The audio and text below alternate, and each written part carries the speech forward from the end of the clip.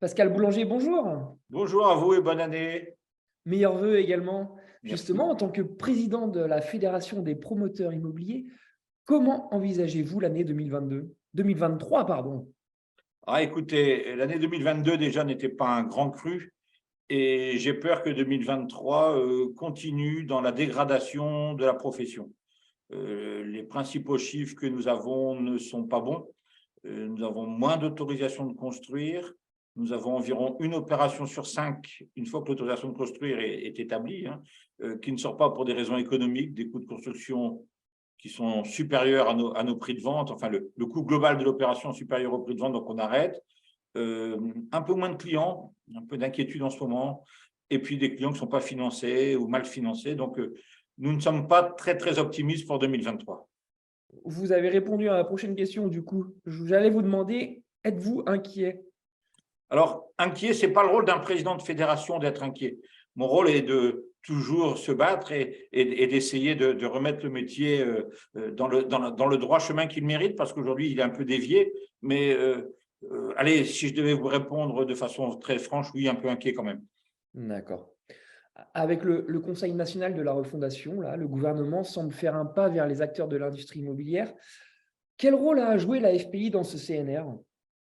D'abord, nous, on remercie le gouvernement parce qu'on a appelé.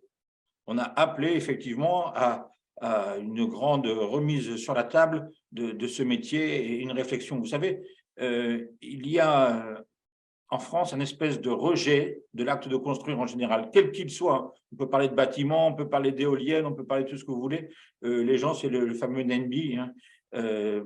Et donc, aujourd'hui, il faut que ce CNR puisse remettre l'acte de construire au milieu du sujet. C'est vraiment ça le sujet de départ. C'est une espèce de… Mais moi, je veux bien être bien logé, mais je ne veux pas être embêté par mes voisins. Donc ça, c'est un vrai sujet. Donc, c'est là-dessus que la FPI est demandeuse et c'est là-dessus que la FPI apportera des propositions. D'accord, très bien.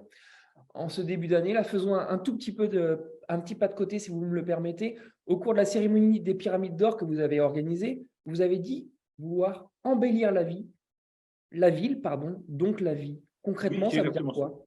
Mais c'est ça, en fait, promoteur, quand on réfléchit bien, on a cette image de casser les beaux petits jardins pour faire des immeubles. Et j'ai demandé à réfléchir un petit peu avec tous mes adhérents et de nous envoyer des projets.